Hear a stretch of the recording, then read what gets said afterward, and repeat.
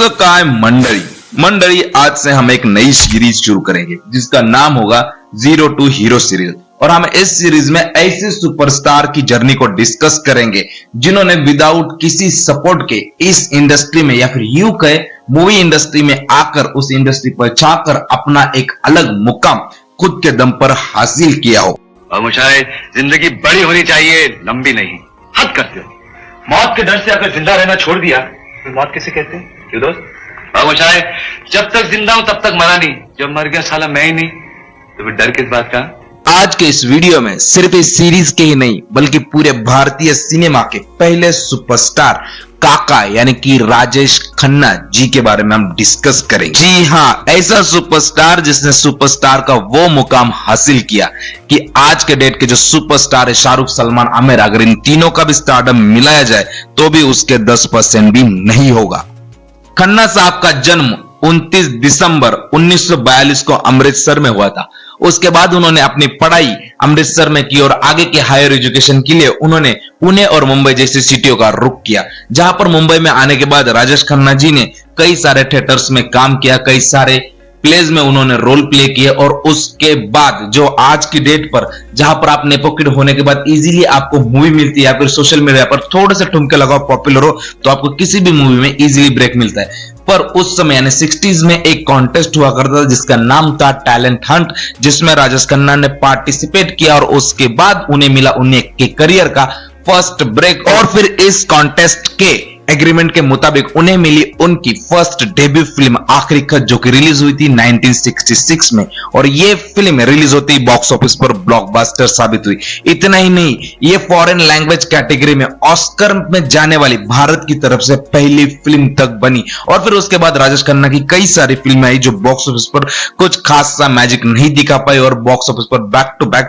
Flop साबित हो गई। और फिर बैक टू बैक 4-5 फ्लॉप देने के बाद आई वो फिल्म जिसने राजेश खन्ना के करियर को पूरी तरह से 360 डिग्री मोड़ कर रख दिया। जी हां, मैं बात कर रहा हूं 1969 में आई फिल्म आराधना की। आराधना वो फिल्म रही जिसने राजेश खन्ना की करियर को 4 चांद लगाया और इस फिल्म के बाद राजेश खन्ना जी ने आगे 10 साल के पीछे मुड़कर नहीं देखा। उसके बाद उन्होंने बैक टू बैक बंधन, आनंद, बावर्जी, अमर प्रेम और आविष्कार जैसे समेत कई सारे लगभग बैक टू बैक 15 से 16 फिल्में सुपरहिट दी। और आज तक ये रिकॉर्ड सिर्फ राजेश खन्ना जी के नाम पर है। अब तक कोई भी बॉलीवुड स्टार इस रिकॉर्ड को तोड़ नहीं सका है। और उसके बाद जो राजेश सर का जो स्टारडम था वो उस मुकाम पर पहुंचा जिस मुकाम को आज तक किसी भी सुपरस्टार को छूना उसके बस की बात नहीं। काका के स्टारडम का आलम कुछ ऐसा था कि लड़कियां उनके फोटोग्राफ से तक शादी कर लेती थी। इवन उनकी गाड़ी जहां पर खड़ी मिलती थी वहां पर लड़कियां उनकी गाड़ी को चूमने लगती थी। जिस रास्ते से उनकी गाड़ी गुजरती थी वहां की मिट्टी को उठा के वो अपनी मांग भरा करती थी।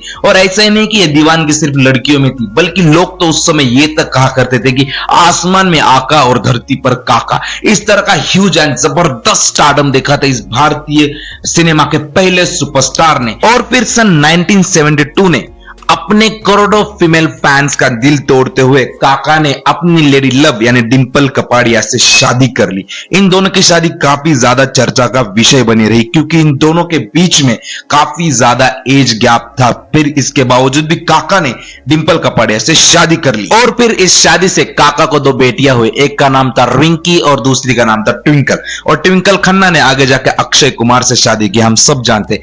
अब तक जैसे आपको नजर आ रहा है इतनी बड़ी और जबरदस्त सक्सेस एंड इतना बड़ा स्टारडम, इसी तरह काका की जिंदगी नहीं रही। वो कहते हैं ना, अगर सब कुछ मिल जाएगा जिंदगी में तो तमन्ना किसकी करोगे, कुछ अधूरी ख्वाहिशें तो जिंदगी जीने का मजा देती हैं।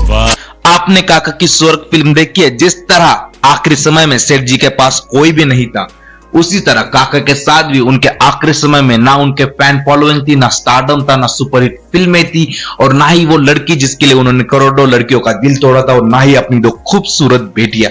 थे तो सिर्फ काका अकेले, शराब और उनका दुख, और थे कुछ उनके चंद चमचे जो सिर्फ काका की जी हुजूरी किया करते। और इन्हीं चमचों की वजह से काका ने खुद अपना करियर तक बर्बाद कर लिया था क्योंकि अपने करियर के पीक पर काका इन्हीं चमचों के साथ रात रात बेड पर बैठकर दारू पिया करते थे और सुबह सेट पर लेट जाया करते थे और उसी वजह से उनका डाउनफॉल शुरू हुआ था। बट उनके एंड समय में वो सिर्फ अकेले तनाव और शराब के साथ नजर आते थे। सुख और दुख तो बस जीवन का एक हिस्सा है, आज सुख है तो कल दुख आएगा। उनके पर्सनल लाइफ के अलावा उनकी प्रोफेशनल लाइफ और जिस तरह से उन्होंने अपनी प्रोफेशनल लाइफ में ग्रोथ की, जिस तरह एक नॉन फिल्मी बैकग्राउंड से आकर फिल्म इंडस्ट्री पर सदियों तक राज किया और आज भी वो लोगों के दिलों पे जिंदा है, इस तरह का मुकाम काका ने जो हासिल किया, उनकी जर्नी हम सब के लिए काफी ज्यादा इंस्पिरेशनल है और हमें उनकी जर्नी से कुछ सीखना चाहिए और फिर उसी को अपने करियर में अप्लाई करके आगे बढ़ना चाहिए। ऑलराइट गाइस, तो ये थी जीरो हीरो सीरीज की फर्स्ट वीडियो। मैं आपको बताता चलूं कि इस सीरीज में हम केवल बॉलीवुड एक्टर्स के बारे में नहीं डिस्कस करेंगे, हम south actor, directors and actresses के बारे में तक डिस्कस करेंगे। तो अगला वीडियो आप किस एक्टर, एक्ट्रेस या फिर डायरेक्टर के ऊपर देखना चाहते हैं जो कि नॉन फिल्मी बैकग्राउंड से आकर इस इंडस्ट्री पर आज सबसे बड़े मुकाम पर बैठा हुआ है? जो भी आपकी राय होगी नीचे कमेंट करके बताइए। जो भी आपको नाम आप सजेस्ट करना चाहते हैं वो मुझे कमेंट कीजिए। और गाइस, काका की कौन सी फिल्म आपकी सबसे ज्यादा फेवरेट थी वो भी बताइए। और काका का कौन सा ऐसा डायलॉग है जो आज भी आप कई सारे जगह पे यूज करते हो और आपके हिसाब से वो आपका सबसे ज्यादा फेवरेट डायलॉग था, वो भी नीचे कमेंट कीजिए। आज के लिए बस इतना ही, फिर मिलते हैं एक नेक्स्ट वीडियो में। Bye bye.